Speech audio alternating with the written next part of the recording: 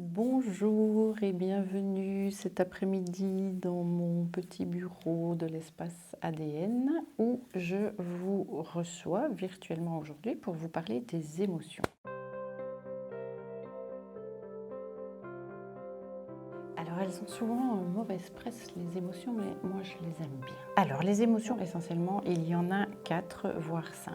Il y en a évidemment beaucoup plus que ça, mais 4 ou 5 c'est ce qui est très souvent considéré comme émotions primaires. Ce sont les émotions qu'on retrouve en fait dans tous les peuples du monde, à peu de choses près. Parce qu'évidemment les émotions sont également influencées par la culture. Mais les 4 ou 5 émotions de base, on les retrouve un petit peu partout. La première, ça va être l'émotion qui est la joie. Très souvent, celle-là, on la néglige complètement, alors qu'elle vaut quand même la peine qu'on s'y attarde un petit peu. Parce que quand on est en joie, ça veut dire qu'on est là, exactement bien là où on doit être et que tout va bien pour nous. Donc ça vaut parfois la peine d'aller un petit peu regarder pourquoi on est si bien et ce qui se passe autour de nous ou à l'intérieur de nous. Après, il y a la colère. Alors la colère, en général, tout le monde la connaît. On a tous bien eu un jour ou l'autre un moment de colère et elle veut dire stop. Elle veut dire qu'il y a quelque chose qui ne nous convient pas et que l'on veut arrêter. Il y a la tristesse. Alors la tristesse, elle veut dire que l'on a très souvent perdu quelque chose auquel on tenait et qu'il faut du coup peut-être dire bonjour à ce qui vient. C'est tout un travail, évidemment. Il y a la peur. La peur, elle nous renvoie évidemment vers des notions de protection. Quand on ressent de la peur, ça veut dire qu'on ressent une menace et que bien souvent on a un besoin de protection qui vient là juste derrière.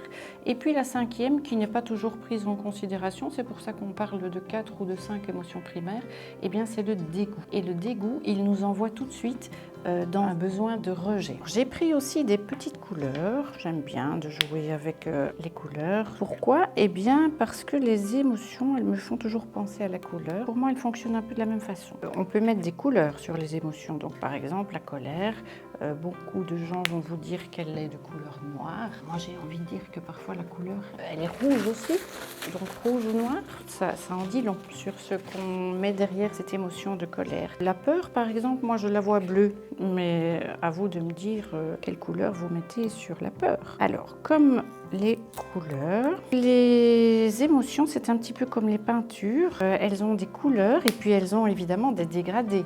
On peut avoir plusieurs nuances. Par exemple, quand on a de la joie, on peut aller vers de la joie qui se traduit en enthousiasme, ou bien qu'on a pleinement confiance, ou encore qu'il y a quelque chose de drôle. Si on va vers la peur, elle a aussi plusieurs nuances possibles. On peut être simplement sceptique, dubitatif, on peut être désorienté. Quand on parle de la tristesse, on a soit un chagrin où on est vraiment très triste, on peut aussi être déprimé, on peut être simplement touché ou affecté. Et puis, comme pour la peinture, si je prends du jaune et du bleu, que je mélange tout ça, je vais logiquement arriver vers le vert, évidemment. Et bien dans les émotions, c'est pareil. Donc quand on ressent une émotion, si on a de la peur et à la fois de la colère, on se dirige alors vers plutôt quelque chose qui ressemble à de la honte. Si on a de la joie, un petit peu mêlée de peur, là on part vers peut-être de la culpabilité. Pour aller plus loin encore dans la description des émotions, donc je vous ai déjà dit qu'il y avait des émotions primaires et puis des émotions mixtes, ce sont celles qui sont composées de plusieurs d'entre elles. Il y a également une autre distinction qu'on peut faire, c'est les émotions que l'on considère comme instinctives.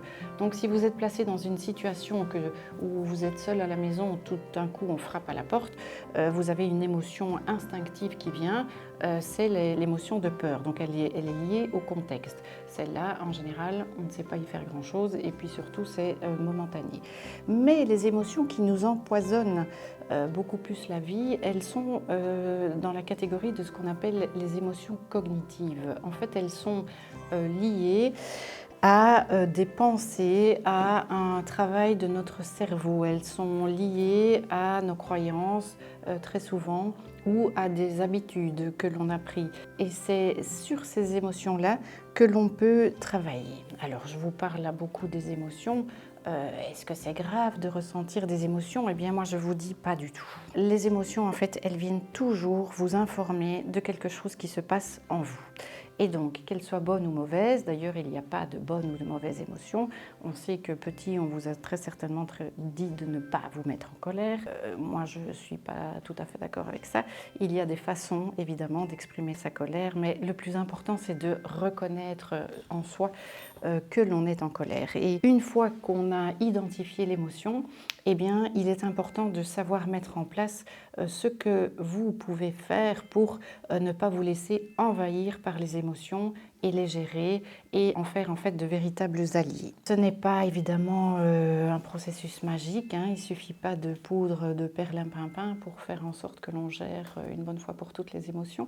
C'est quelque chose qui s'apprend, c'est un processus et c'est en cela qu'un coach peut également vous aider à gérer les émotions. Moi, je les aime beaucoup, donc c'est à votre disposition pour pouvoir en parler quand vous voulez. Merci à vous et à bientôt pour la 3e vidéo.